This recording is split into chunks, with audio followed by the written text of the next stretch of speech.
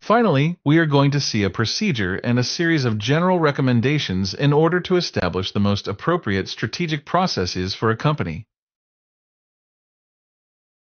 General recommendations. It must be taken into account that there is no single optimal form of strategic process or optimal combination of strategic processes for all organizations, but rather that each organization, depending on its internal characteristics and the characteristics of its environment, will have a type or a combination of types of strategic processes that best fit its specific problem at all times. In general, it may be the case that an organization requires the use or development of deliberate strategic processes, or of emergent strategic processes, or of strategic processes composed of deliberate and emergent actions, or of a certain combination of the different types above. In the first case, the organization must define and establish those deliberate strategic processes whose characteristics best fit its specific problem. More or less formal or informal, with the periodicity that is required, with the participants that are necessary, using those systems or tools that may be useful, etc. In the second case, the organization should foster the emergence and development of those types of emergent strategic processes that are best suited to its specific problem. Top-down, bottom-up, or democratic type emergent processes. In this regard, it must be taken into account that although these processes may arise without having been promoted by the company's management, there is no doubt that a conscious promotion of them, through a great openness to interaction with the environment, a participative management style, an open and tolerant organizational culture, etc., will increase the probability of its occurrence.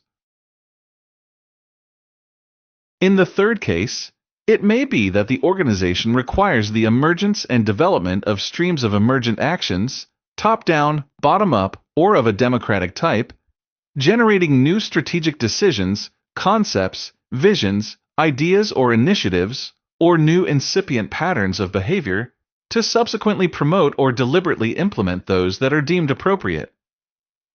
Or it may be that the organization needs to develop streams of deliberate and emergent actions, motivated and or framed by broad guidelines for action of the company's top managers, strategic visions, personal interests, assumptions and beliefs, general criteria, etc., etc.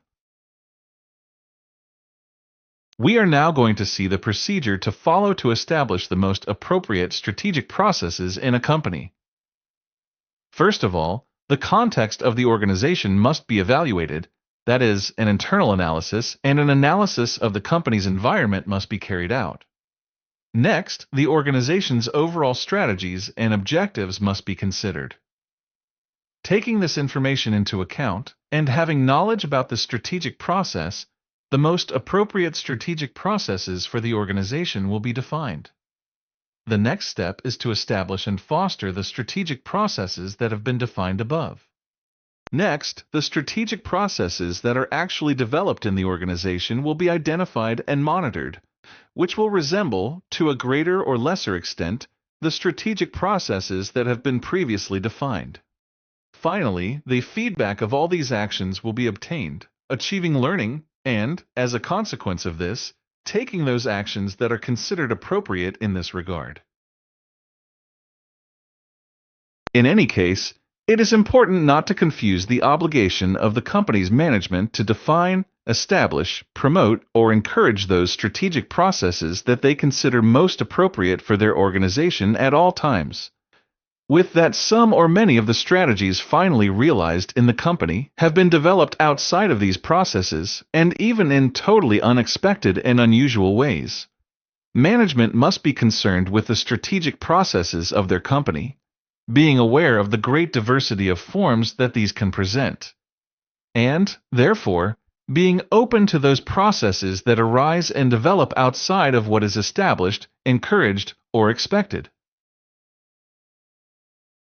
The top managers of the company must continuously monitor and analyze the strategic processes that are being deployed in their organization being able to act in the following way with respect to those processes that are developed outside of what is established, encouraged, or expected. Let these strategic processes develop by themselves without acting on them deliberately, if possible. When the time is right, stop these strategic processes, discarding or saving in case they might be useful in the future. The incipient emergent strategies that may be forming. When the time is right to promote the development of these strategic processes in a deliberate manner. Finally, we are going to see a series of principles in order to increase the possibilities of creating innovative strategies, according to an author named Hamel. Strategic planning is incapable of creating innovative strategies, plunging companies into incrementalism. In the vast majority of organizations, it is a kind of ritual driven by a calendar, a reductionist process based on extrapolation and the assumption of the rules of the sector. Creating strategy is not following a procedure, it is a search. For strategic innovation to take place, there must be a change of perspective. That is, you have to look at the world in a different way. Industry conventions must be challenged or questioned. Maintain new types of conversations that transgress the usual topics limited to the organization and the sector.